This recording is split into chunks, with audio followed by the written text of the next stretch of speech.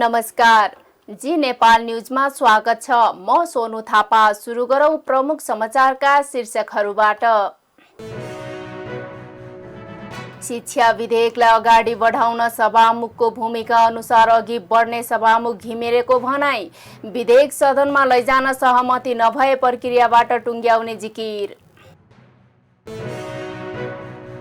साम्प्रदायिक घटनामा सरकार गम्भीर रहेको गृहमन्त्री श्रेष्ठको भनाई। वैचारिक र राजनीतिक वातावरण बनाएर समस्यामा समाधान गर्ने उल्लेख। सरकारको भूमिकालाई प्रभावकारी बनाउनु पर्नेमा कांग्रेसको जोड। केन्द्रीय कार्य समिति बैठक सोमबार पुनः 11 बजे बस्ने कांग्रेसद्वारा जानकारी। टर्कीमा 7 महिनामा 3 करोड 34 लाख पर्यटन पुगे। अघिल्लो वर्षको भन्दा झण्डै 14% वृद्धि।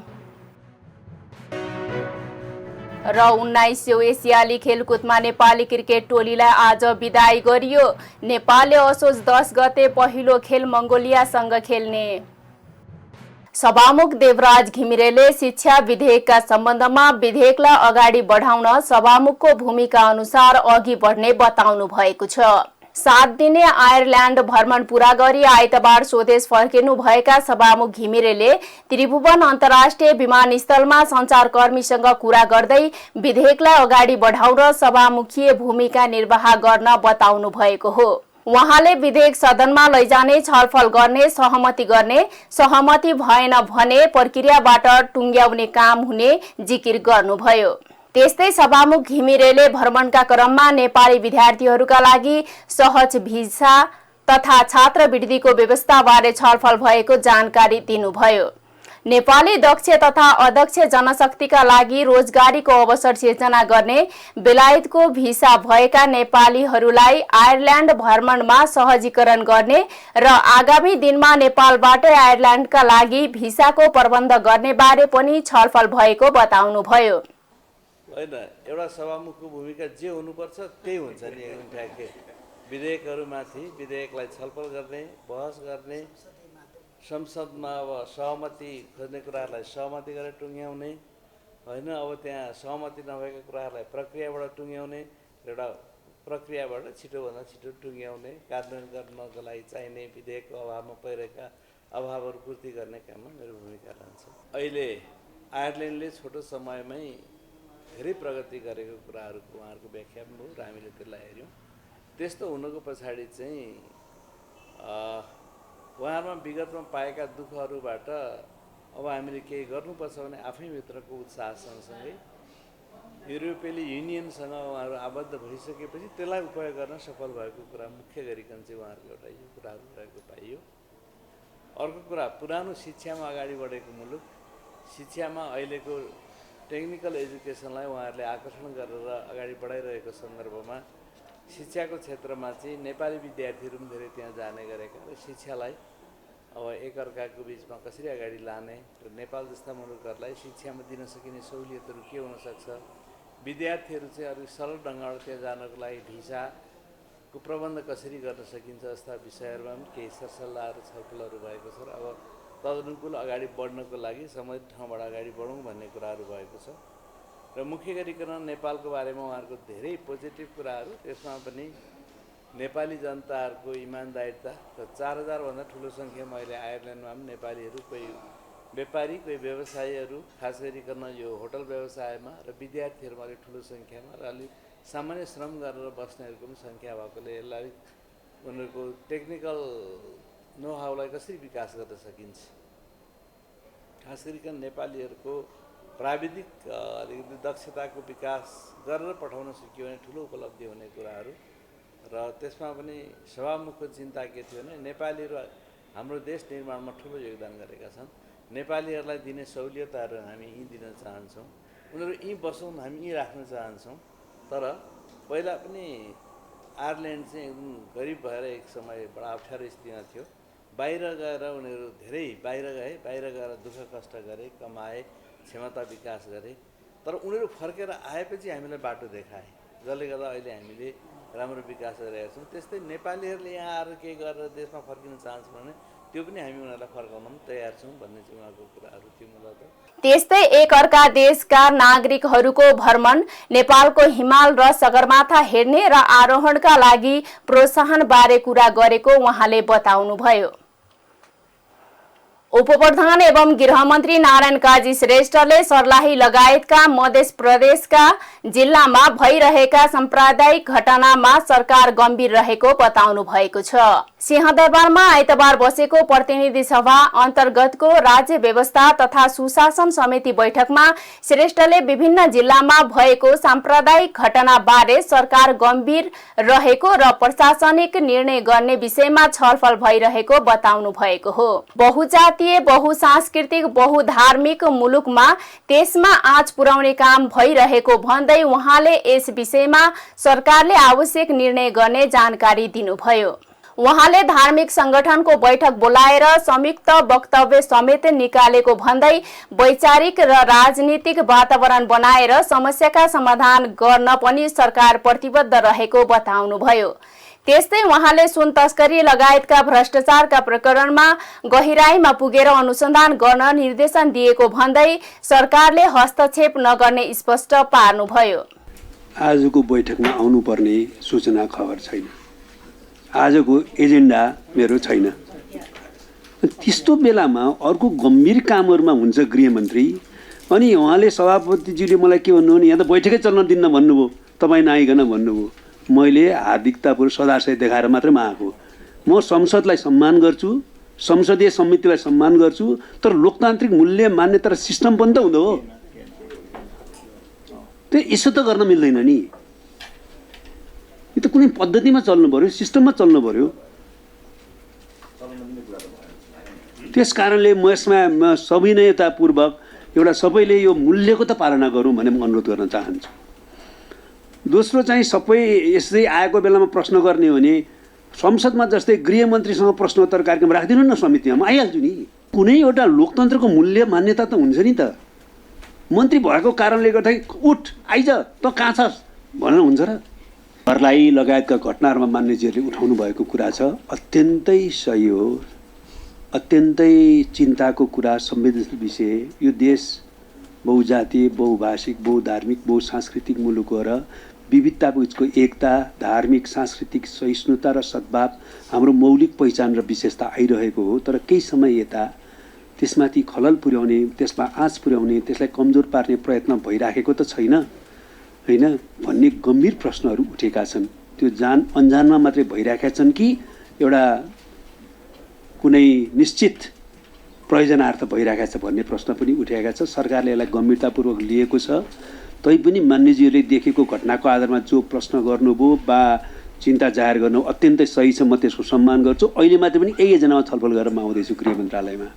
हामी सर्लाहीको सिडिओ एसपीहरूसँग कुरा गर्दैछौँ, आवश्यकता परे हामी नयाँ ढङ्गले डिसिसन गर्दैछौँ एक दुई दिनमै होइन। अहिले मात्रैमा पनि म हतारेको भने म कोशी जाँदैछु। आज कोशीमा पनि विभिन्न प्रकारको समस्या देखाएको छु। सेक्युरिटी हाम्रो त्यहाँ मिटिङ छ। त्यस्तै मधेसको बारेमा हामी त्यस सोचिराखेका छौँ र तपाईँहरूले भन्नुभएको विषयलाई ध्यान दिएर हामीले एउटा धार्मिक सङ्गठनहरूको पनि बैठक बोलायौँ। मुस्लिम, बुद्धिस्ट, हिन्दू, किरात सबैको बैठक बोलायौँ। सबै संस्थाहरूको तर्फबाट संयुक्त वक्तव्य यस प्रकारको गतिविधि नगर्न र धार्मिक सहिष्णुता र सम्मान कायम गर्न सबैलाई अपिल गर्दै एउटा वक्तव्य पनि निकाल्यौँ। र यो मूलभूत रूपमा यो चाहिँ हामीले प्रशासनिक विधिबाट हल गर्दाखेरि अलि समस्या हुनसक्छ। त्यसको मतलब संविधान र कानुनको पालना नगर्ने भन्ने प्रश्नै उठ्दैन। तर पनि यसलाई वैचारिक राजनीतिक ढङ्गले एउटा वातावरण बनाएर समाधान खोज्नु गर्नु पहिलो प्रयत्न हो। हामी त्यसमा प्रयत्नमा छौँ।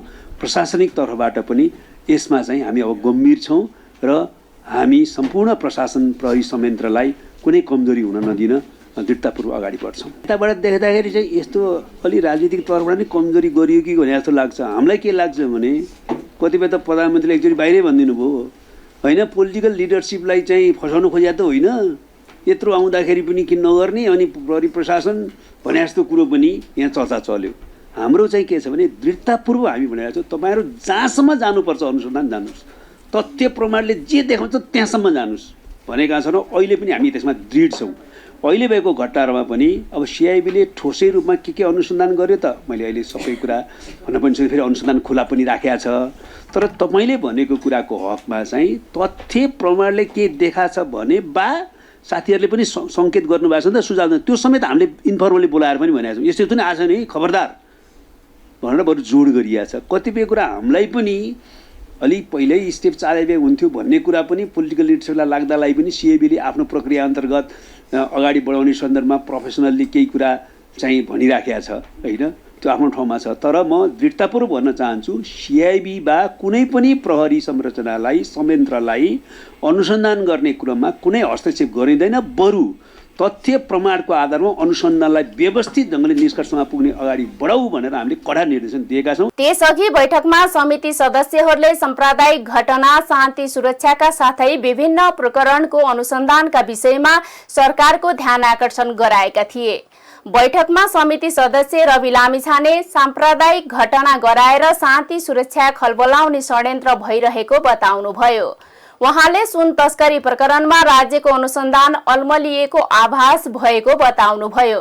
त्यस्तै समिति सदस्य रघुजी पन्तले सर्लाहीको मलङ्गवा भएको धार्मिक दंगा लगातार हुँदा पनि प्रशासनले त्यसलाई रोक्न नसकेको भन्दै सरकारको ध्यान आकर्षण गराउनुभयो। लामो समयदेखि यसमा धेरै चलखेलहरू चलिरहेको छ, सूचनाहरू आइरहने, कहीँ प्रहार भइरहने भएको छ। मुलुकमा साम्प्रदायिक किसिमको एउटा वातावरण बिगारेर साम्प्रदायिक द्वन्द्वको लागि ठाउँ खोजिरहेका मानिसहरू एकदमै बढेका छन्। त्यसकारणले मैले गृहमन्त्रीज्यूको यसमा गम्भीर ध्यान आकर्षण गराएँ।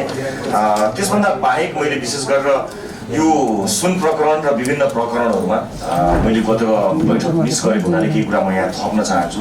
जुन ढङ्गले अनुसन्धान भयो, म नै हुँ गृहमन्त्रीज्यूलाई सरकारलाई रोस्टमबाट सरकारले राम्रो काम गरेको छ, हामी सरकारको लाभ दिन्छौँ, ठिक छ, स्याबास गर्दै जानु होला, हामी हेर्छौँ, तर जरोसम्म पुग्नु होला भनेर भनेको म नै हुँ, मेरो पार्टी नै हो। र म अहिले यहाँ आएर चाहिँ अल्मलिए मैले गृहमन्त्रीज्यूलाई भन्नै पर्छ। किन भन्नुपर्छ भने मैले असाध्यै आशा र अपेक्षा गरेको नेताको रूपमा मैले तपाईँलाई हेरेको छु र म त्यो सम्मान जीवनभर राख्न चाहन्छु। त्यस कारणले मलाई अलि निर्ममतापूर्वक तपाईँलाई चाहिँ यदि भन्ने अनुमति दिनु होला, किनकि मैले तपाईँसँग आशा र अपेक्षा गरेको छु।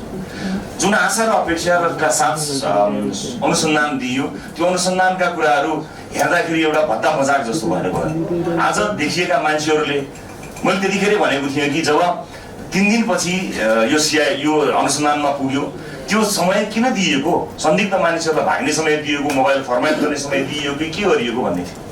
मलाई दुःख लागेको छ। सत्तारूढ दलका नेताहरूको नाम आउने बित्तिकै जुन ढङ्गले त्यो अनुसन्धान त बम होला भने सोधेको त पटाखा पनि भएन, सलाइको काँटी जति पनि पड्किएन। किनभने जति पनि नामहरू आए उनीहरूले आफूले प्रयोग गर्ने फोन दिएनन्, अर्को फोन दिए भन्ने कुरा सार्वजनिक भएको छ। प्रहरी केही गर्न चाहन्छ, राजनीतिक हस्तक्षेप भयो के भयो भने मिडियाको सहारा लिएर मिडियामा गएर मिडिया ट्रायल गरेर इन्फर्मेसन लिक गर्नुपर्ने बाध्यतामा पुगेको छ। त्यो कन्फिडेन्ट गृहमन्त्रीज्यूले प्रहरीलाई दिन नसक्नु भएको हो कि अथवा पार्टीभित्रको दबाब तपाईँले थिएन नसक्नु भएको, यो कुरा अलिकति स्पष्ट पारिदिनुको लागि मैले अघि नै अनुमति लिइवरी भनेको छु। किनभने मैले अब एकदमै अपेक्षा गरेको र अझै पनि त्यो अपेक्षाबाट म बाहिरिएको छैन। अनुसन्धानले आज दिएको नतिजा, जसरी अनुसन्धान भयो, जसरी मानिसहरू संलग्न मानिसहरूलाई जुन ढङ्गले सोधपुछ भयो र कसैलाई छोडियो, कसैलाई के गरियो, त्यो सुन चाहिँ के हो भने सुन, तर त्यो सुन छर्केर चाहिँ सुन पानी छर्किने जस्तो काम भएको मैले आजसम्म महसुस गरेको छु। तर अझै पनि मलाई अपेक्षा छ। जस्तो जोसँग टेलिफोन नम्बर थियो, त्यो फोन उसले प्रयोग गरिरहेको फोन हो कि उसले चाहिँ नयाँ फोन ल्याएर दियो, यति कुरा थाहा हुन सक्छै सक्दैन। समस्या बनेको सर्लाही जिल्लामा लगभग 20 दिनदेखि सर्लाहीको सदरमुकाम मलङ्गवामा हिन्दू र मुस्लिम साम्प्रदायिक घटना भइरहेको छ। कहिले हिन्दूमाथि आक्रमण हुन्छ त कहिले मुस्लिममाथि। यहाँको सिडिओदेखि पुलिस प्रशासन सबै मौन बसेको छ। 15-20 दिनदेखि एउटै घटना दोहोरिनु कतै न कतैबाट त्रुटिपूर्ण छन्। र साथै हजुरहरूले जे भन्नुहोस्, म त सिडिओलाई नै सरुवाको माग गर्दछु, हजुरले वास्तविक कुरा बुझ्नु पर्यो। अन्नु म चिन्दिनँ मान्छे, यो एन्टी सिडिओ पनि हुनसक्छ, यो जे पनि हुनसक्छ। तर अर्को सेन्सिटिभ कुरा कि फेरि यसमा हिन्दूहरूको घरमा घुसेर लुटपाट गरेको छ र चेलीबेटीमाथि हातपात गरेको छ, साथै कयौँ घरहरूमा आगजनी गरिएको छ। ठिक इन्डियामा यस्तै गरेर सेन्सिटिभिटी मचाएर दङ्गा मचाइएको छ। त्यसैले मैले सरकारको ध्यान आकर्षण गर्न खोजेको नि यस्ता एसएमएसहरू, यस्ता ट्विटहरू चाहिँ आम रूपमा गयो भने यसले आम जनतालाई सेन्सिटिभ बनाउँछ। त्यहाँ दङ्गा थामिएको छ। 2 दिनदेखि स्थिति अझै नियन्त्रणमा आएको छैन। त्यसैले यो किन भन्दाखेरि यो तराईको केही सांसदहरूले फुल हाउसमा पनि उठाइसक्नु भएको विषय हो। कि दङ्गा गराउन खोजिँदैछ तराईमा भनेर। त यति सेन्सिटिभ भइरहेछ भने यो विषयमा ब्रिफ गर्नु पर्यो। के भइरहेछ, सरकारले शान्ति सुरक्षाको लागि के प्रयास गरिरहेको छ? आजसम्म नभएको नजिर बनाएर एकचोटि म्याद थपिसकेको एम बहादुर अधिकारी जो माओवादी लडाकु हुनुहुन्थ्यो, उहाँलाई एकचोटि पुनः म्याद थपिसकेको भए फेरि प्रधानमन्त्रीको दबाबमा फेरि म्याद थपेको छ 3 वर्ष। र यो पहिलोचोटि भएको छ यो घटना।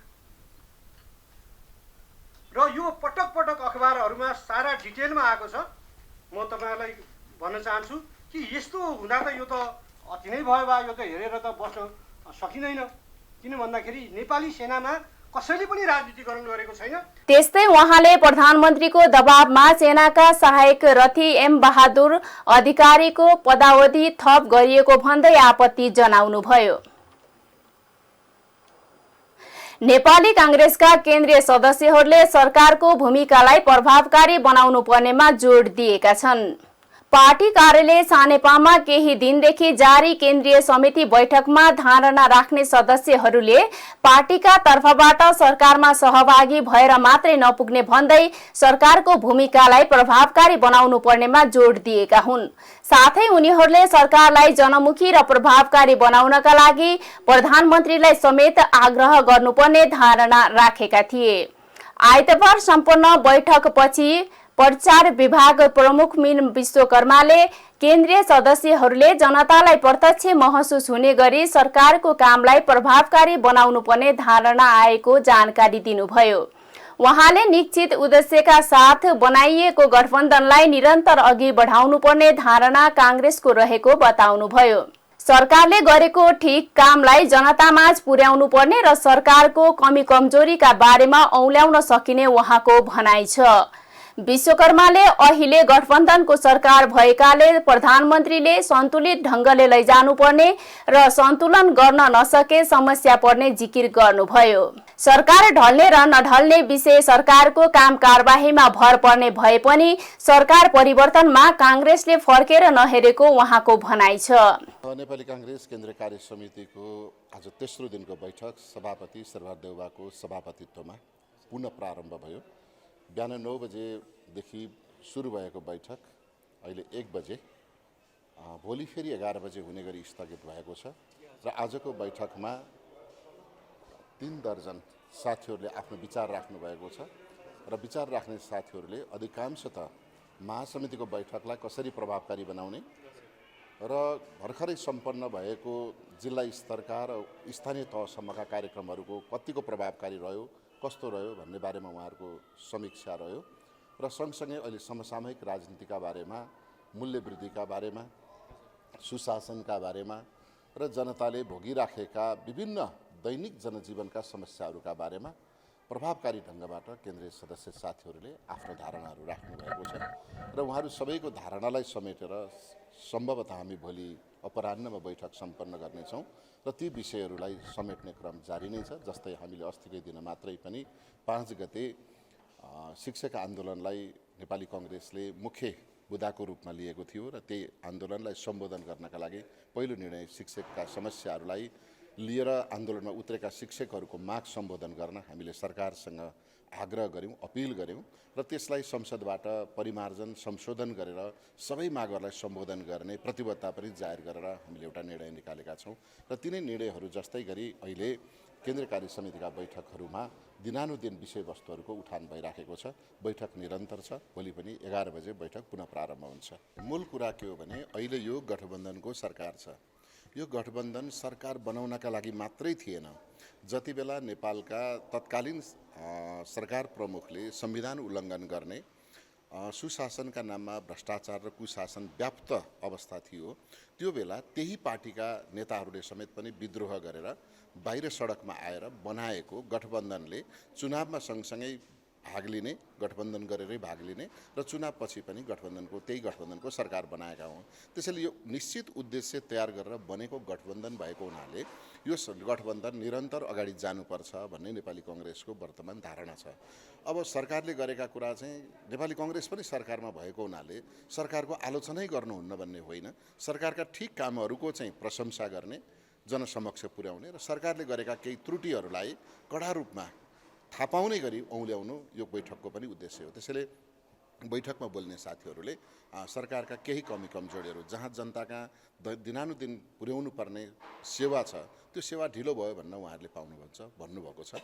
सरकारका शान्ति सुरक्षाका सवालमा नेपाली कङ्ग्रेसकै सहमहामन्त्री माथि दिन दहाडै सार्वजनिक स्थलमा काठमाडौँको मुटुमा खुकुरी प्रहार भएको छ। त्यसै गरी नेपाली कङ्ग्रेसका थुप्रै नेताहरूमाथि ठाउँ ठाउँ आक्रमण भइराखेको छ।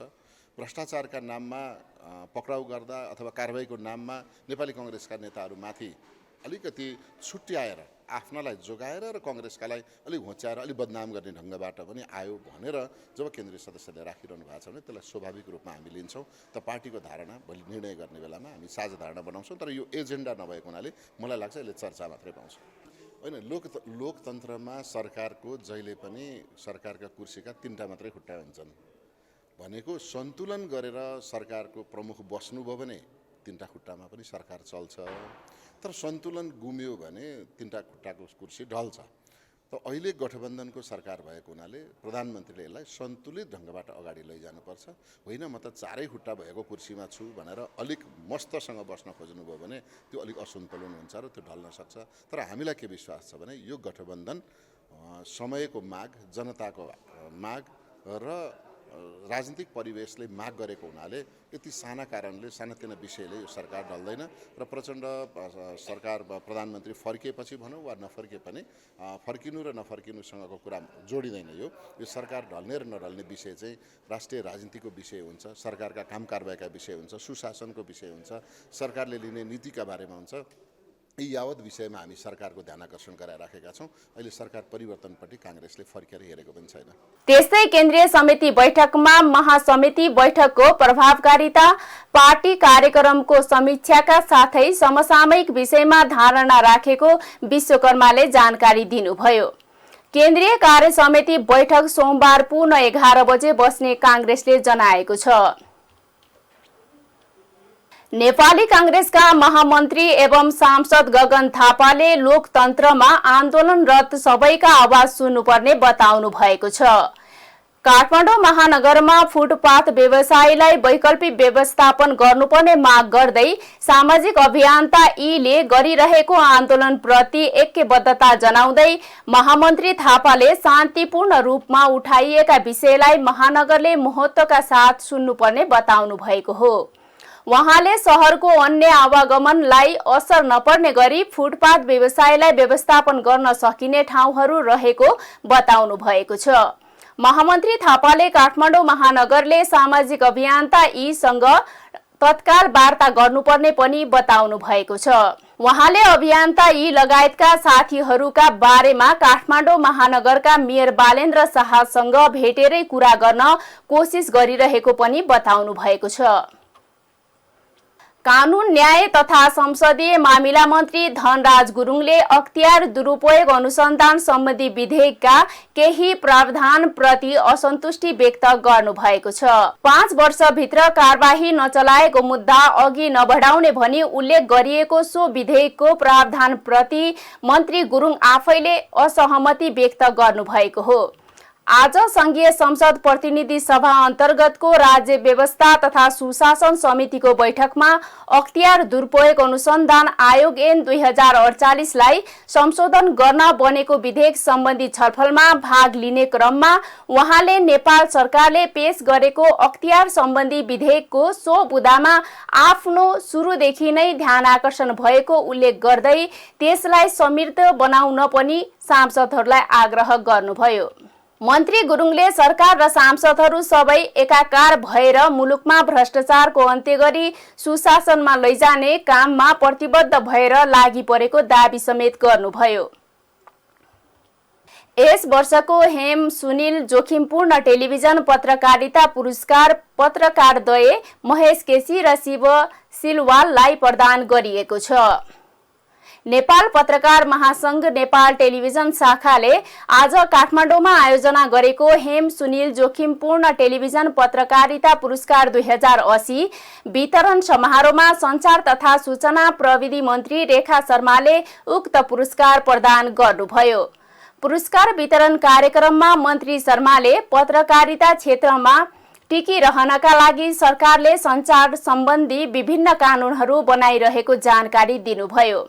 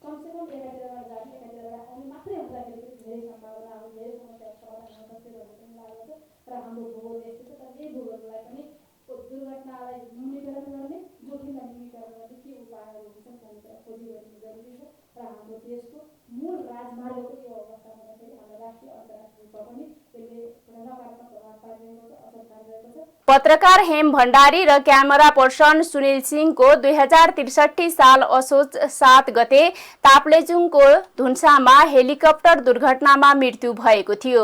उहाँहरूको सम्झना नेपाल पत्रकार महासंघ नेपाल टेलिभिजन शाखाले 2064 सालमा रु 5000 राशिको पुरस्कार स्थापना गरेको थियो। उक्त पुरस्कारको राशि यस वर्षदेखि रु 1 लाख कायम भएको छ। नेपाल राष्ट्र बैंकले राष्ट्रिय जनावर गाईको चित्र अंकित मेडालियन सिक्का सार्वजनिक गरेको छ।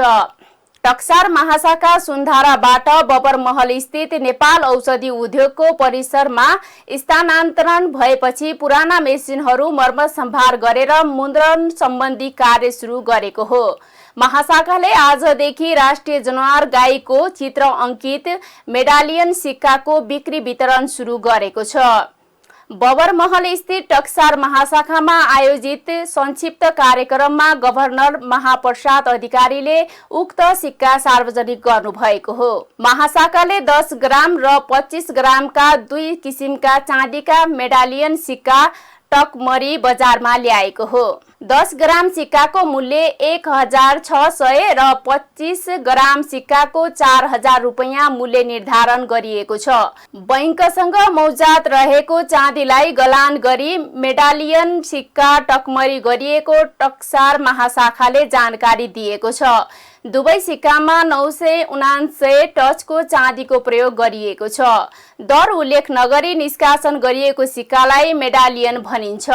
दृष्टिगत गरी यसको टकमरीलाई निरन्तरता सर्वसाधारणबाट हुने सिक्काको मागलाई दिइने महाशाखाले जनाएको छ। बैंक सञ्चालक समितिको 2080 जेठ 19 गते बसेको बैठकले उक्त 10 ग्राम र 25 ग्रामका मेडालियन सिक्काको टकमरी गर्न स्वीकृति दिएको थियो। मधेसी आयोगले सर्लाहीको मलङ्गवा भएको घटनाको सत्य तथ्य पत्ता लगाउन एक उच्च स्तरीय अनुगमन टोली पठाएको छ। शुक्रबार गणेश चतुर्थीको मूर्ति सेलाउने क्रममा दुई समुदाय बीच झडप भएको र त्यसपछि घटनाले उग्र रूप लिएसँगै गम्भीर ध्यानआकर्षण गराउँदै आयोगले घटनास्थलमा अनुगमन टोली पठाएको हो। आयोगले कानून विपरीत कार्य गर्ने जो कोहीलाई पनि कानूनी दायराभित्र यथाशीघ्र ल्याउन स्थानीय प्रशासनलाई सचेत गराएको छ। आयोगले सो घटनामा घाइते भएकाहरूको उपचारको लागि सरकारलाई तुरुन्त आवश्यक व्यवस्था मिलाउन समेत ध्यानआकर्षण गराएको छ। राहत शिक्षकहरूले सडक आन्दोलनलाई आज पनि निरन्तरता दिएका छन्। नेपाल राहत शिक्षक केन्द्रीय समितिको अगुवाईमा राहत शिक्षकहरूले आज पनि काठमाडौँको माइतीघरदेखि नयाँ बानेश्वरसम्म सडकमा प्रदर्शन गरेका छन्। उनीहरूले 40,000 राहत शिक्षक, बालबालिकाका शिक्षक र पेन्सन पीडित शिक्षकहरू आफूहरूसँग आन्दोलनमा रहेको बताएका छन्। राहत शिक्षकहरूले शिक्षक महासंघले धोका दिएको भन्दै आफूहरूको माग पूरा नहुँदासम्म आन्दोलन जारी राख्ने बताएका छन्। सरकार र शिक्षक महासंघ बीच 6 बुँदे सहमति वार्तामा शिक्षक महासंघका प्रतिनिधिले राहत तथा अस्थायी प्रकृतिका शिक्षकको बचाउ गर्न नसकेको राहत शिक्षक केन्द्रीय समितिको आरोप छ। चीनीको भाउ अस्वाभाविक रूपमा बढेपछि वाणिज्य आपूर्ति तथा उपभोक्ता हित संरक्षण विभागले अध्ययन सुरु गरेको छ। चीनीको भाउ बढ्नुको कारणबारे अध्ययन गर्न टोली गठन गरेको र टोलीले केही दिनमै प्रतिवेदन तयार पार्ने वाणिज्य आपूर्ति तथा उपभोक्ता हित संरक्षण विभागको अनुगमन शाखाका निर्देशक आनन्दराज पोखरेलले जानकारी दिनुभयो। टोलीको प्रतिवेदनका आधारमा कारबाही तथा हस्तक्षेप गर्ने उहाँले बताउनुभयो। अहिले बजारमा अनुगमन गर्दा पनि व्यापारीहरूले बिक्री अनुपातको खरिद बिल देखाउन नसकेका कारण मूल्यमा कालो बजारी नै देखिएको उहाँले बताउनुभयो। हरेक चाडपर्वमा विभिन्न बहानामा चीनीको भाउ बढ्ने गरेकोमा यो वर्ष व्यापारीहरूले अभावलाई कारण देखाएका छन्। होलसेल बजारमै भाउ बढेकाले खुद्रा व्यापारीहरूले बढाएका छन्, तर होलसेल बजारमा भाउ बढ्नु पर्ने कारण नरहेको र अध्ययन भइरहेको विभागले जनाएको छ। भाउ धेरै बढेपछि कतिपय खुद्रा व्यापारीले चीनी बेच्नै छाडेका छन्। नेपाल खुद्रा व्यापार संघले भने खाद्य तथा किराना वस्तुको मूल्य सूचीबाट चीनीको सूची नै हटाएको छ। आफूसँग स्टक नरहेका भन्दै खाद्य व्यवस्था तथा व्यापार कम्पनी लिमिटेडले चीनीको बिक्री स्थगित गरेको छ। 1 महिना अघिसम्म किलोको 100 रुपैयाँसम्ममा पाइने चीनीको भाउ अहिले 30% सम्म बढेको छ। काठमाडौँको चन्द्रगिरी नगरपालिका 11 सत्तुङ्गलमा रहेको चोक कुमार श्रेष्ठको चप्पल कारखानामा आगलागी हुँदा 93 लाख रुपैयाँ भन्दा बढीको क्षति भएको छ।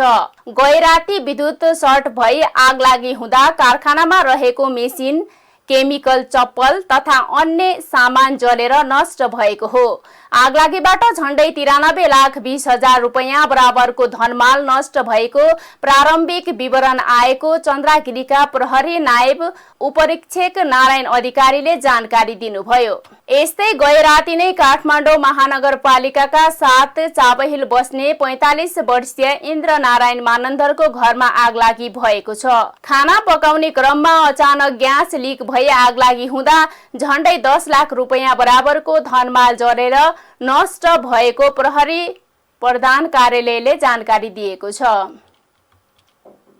महिला बालबालिका तथा ज्येष्ठ नागरिक मन्त्री सुरेन्द्र राज आचार्यको पहलमा भारतमा बेचिएका 2 किशोरीको उद्धार गरिएको छ।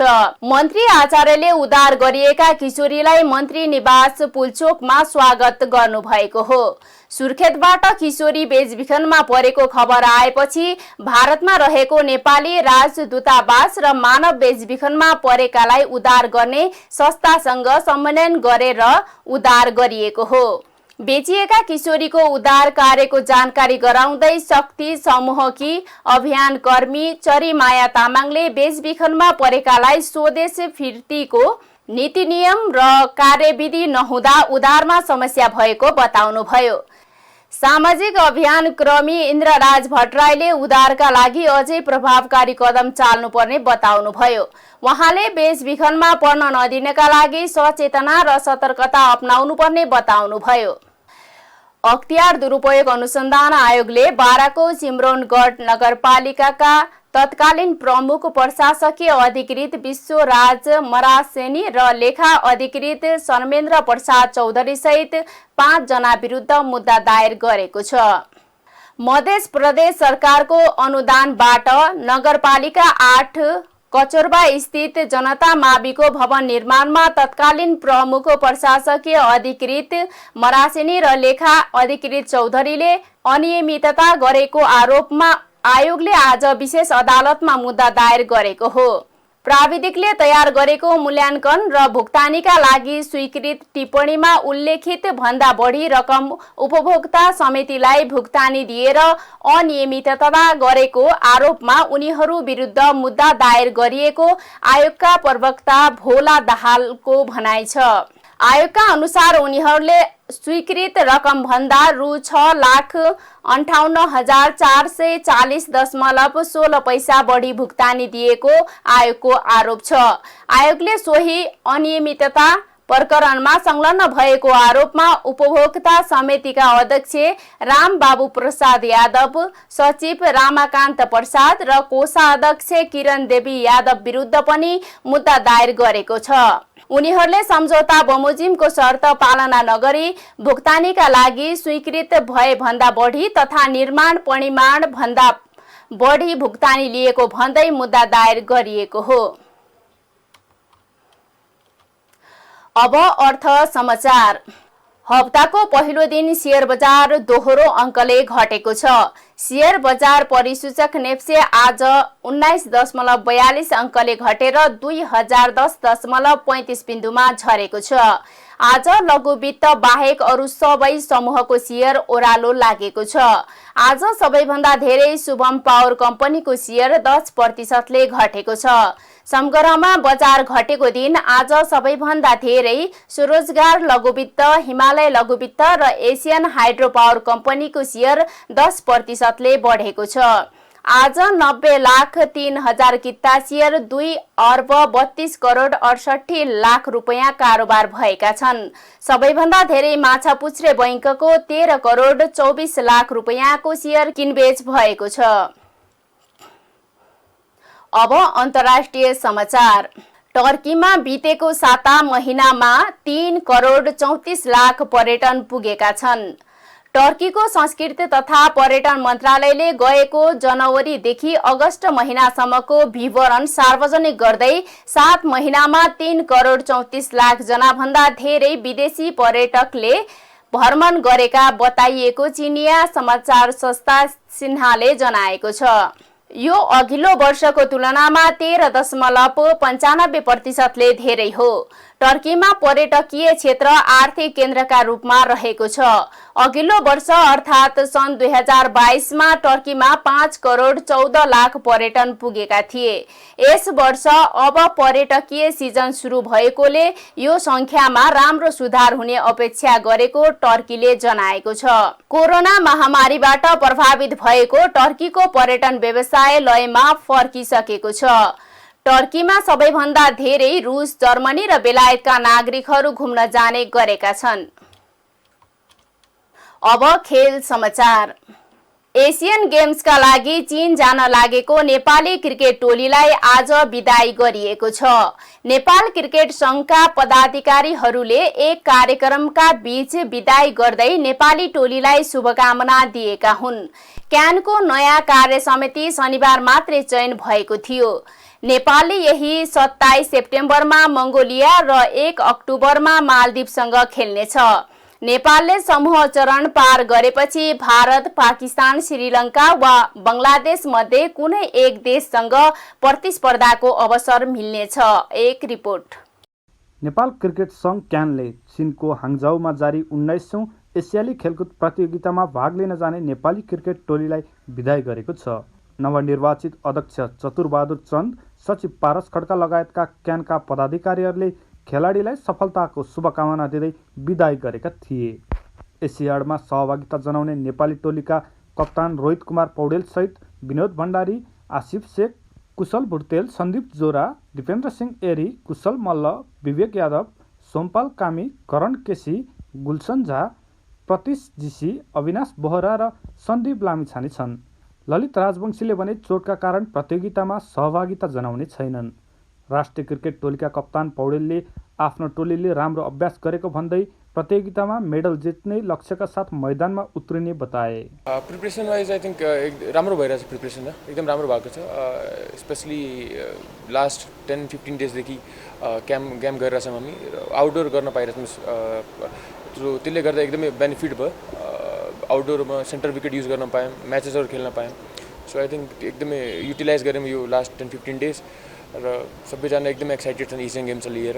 सुरुमा त सानो सानो देशहरू छन्, त्यो भन्दा पनि लास्टमा हाम्रो साथ क्वार्टर फाइनलपछि च्यालेन्जेस हुनसक्छ। के छ हाम्रो मेन टार्गेट चाहिँ के लिएर जाँदैछ? मेन लक्ष्य हाम्रो मेडल जित्नु नै हो मेन लक्ष्य। त्यसको लागि अब भनौँ न जस्तो टिम भए पनि स्ट्रङ विक जे भए पनि हाम्रो आफ्नो प्रोसेस चाहिँ हामीले फलो गर्नु पऱ्यो।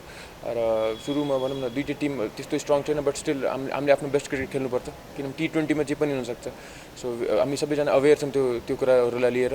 सो अब T20 फर्मेटमा नेपाली टिमलाई अलिक ध्यान दिनुपर्ने पनि छ होइन? यो हिसाबले चाहिँ कसरी हेर्नुपर्छ? T20 टिमलाई सेभ गर्नलाई चाहिँ यो टुर्नामेन्ट कति इम्पोर्टेन्ट छ होला? आई थिङ्क एकदमै इम्पोर्टेन्ट थियो T20 क्वालिफायरभन्दा अगाडि एउटा टुर्नामेन्ट खेल्न, किनभने सब 50 ओभर गेम एकदम धेरै भइसक्यो। लास्ट भनौँ न 1 इयरदेखि नै भनौँ वन डे गेम खेलिरहेको थियौँ। अब चाहिँ T20मा भनौँ वर्ल्ड कप क्वालिफायरभन्दा अगाडि एउटा सिरिज भयो, एउटा गेम भयो। सो त्यसले गर्दा एकदम भनौँ T20मा जान एकदम सजिलो हुन्छ। वन डेदेखि T20 सिफ्ट गर्न सजिलो हुन्छ, बट स्टिल एउटा टुर्नामेन्ट भयो भने अझै सजिलो भएन। एकदमै घुलमिल भइसकेको छैन, किनभने लास्ट भनौँ अविनाश दाई अरू सबैजना विनोद दाईहरू सबै क्याम्पमा राखिरहेको थियौँ हामीले। 15 जनाको स्क्वाड भए पनि एक्स्ट्रामा राखिरहेको थियौँ क्याम्पहरूमा। सो उहाँहरू सबै युज टु थियो होइन टिमसँग लिएर। सो त्यस्तो केही पनि टाइम लागेन त्यो घुलमिल्न। त्यस्तै राष्ट्रिय क्रिकेट टिमका मुख्य प्रशिक्षक मन्टी देसाईले एसियाली खेलकुदमा राम्रो नतिजा हासिल गर्ने र नयाँ इतिहास रच्ने लक्ष्यका साथ खेल्ने बताए। Newly elected team together, which is going to shape our future, and of course our team management out here who have been supporting me throughout with the players. We are on the journey which we have been saying all the time, and obviously there's an excitement to build this story. The only sentence which comes in my head at the moment for all of us together is, let our actions touch, move and inspire this country. For the closing remarks, I would like to thank everybody present here to attend this event and Asia कपबाट खारिएको Nepali cricket टोलीले त्रिभुवन विश्वविद्यालय cricket मैदानमा तयारी गरेको थियो। असोज 10 गतेदेखि हान्जाओमा पिङफेङ क्याम्पस क्रिकेट मैदानमा खेल हुँदैछ। असोज 10 गते आफ्नो पहिलो खेल मङ्गोलियासँग खेल्नेछ। नेपाल एसियन गेम्सको पुरुष क्रिकेटमा समूह एमा छ। यो समूहमा तुलनात्मक रूपमा निकै कमजोर मानिएका मङ्गोलिया र मालदिप्स रहेका छन्। समूहमा शीर्ष स्थान प्राप्त गर्ने टोलीले सिधै क्वार्टर फाइनल प्रतिस्पर्धा गर्नेछ। विश्व क्रिकेटका बलिया राष्ट्र भारत, पाकिस्तान र श्रीलङ्का सहित बङ्गलादेशले पनि प्रतिस्पर्धा गर्दैछ। यी 4 राष्ट्रले सिधै क्वार्टर फाइनलमा खेल्ने तय छ। 4 समूहका विजेताले ड्र मार्फत भारत, पाकिस्तान, श्रीलङ्का र बङ्गलादेशसँग नकआउट चरणमा प्रतिस्पर्धा गर्नेछन्। यी 4 टेस्ट राष्ट्रले हाङजाओ एसियन गेम्समा आफ्ना दोस्रो टोली पठाएका छन्, तर पनि एसोसिएट राष्ट्रका लागि उनीहरूको चुनौती भने पार गर्न कठिन हुने देखिन्छ। जी नेपाल 4K टेलिभिजनका लागि विक्रम दाहाल, काठमाडौँ। खेल समाचारसँगै हामी जी नेपाल न्युजको अन्त्यमा आइसकेका छौं। जाँदा जाँदै प्रमुख समाचारका शीर्षकहरू पुनः एकपटक। शिक्षा विधेयकलाई अगाडि बढाउन सभामुखको भूमिका अनुसार अघि बढ्ने सभामुख घिमिरेको भनाई। विधेयक सदनमा लैजान सहमति नभए प्रक्रियाबाट टुङ्ग्याउने जिकिर। साम्प्रदायिक घटनामा सरकार गम्भीर रहेको गृहमन्त्री श्रेष्ठको भनाई। वैचारिक र राजनीतिक वातावरण बनाएर समस्यामा समाधान गर्ने उल्लेख। सरकारको भूमिकालाई प्रभावकारी बनाउनु पर्नेमा कांग्रेसको जोड। केन्द्रीय कार्य समिति बैठक सोमबार पुनः 11 बजे बस्ने कांग्रेसद्वारा जानकारी। टर्कीमा 7 महिनामा 3 करोड 34 लाख पर्यटन पुगे। अघिल्लो वर्षको भन्दा झण्डै 14% वृद्धि। र 19औं एसियाली खेलकुदमा नेपाली क्रिकेट टोलीलाई आज बिदाई गरियो। नेपालले असोज 10 गते पहिलो खेल मङ्गोलियासँग खेल्ने। प्रमुख समाचारका शीर्षकसँगै अहिलेका लागि जी नेपाल न्युज सकियो। ताजा समाचार र मनोरञ्जनका लागि जी नेपाल 4K टेलिभिजन हेर्दै गर्नुहोला। नमस्कार।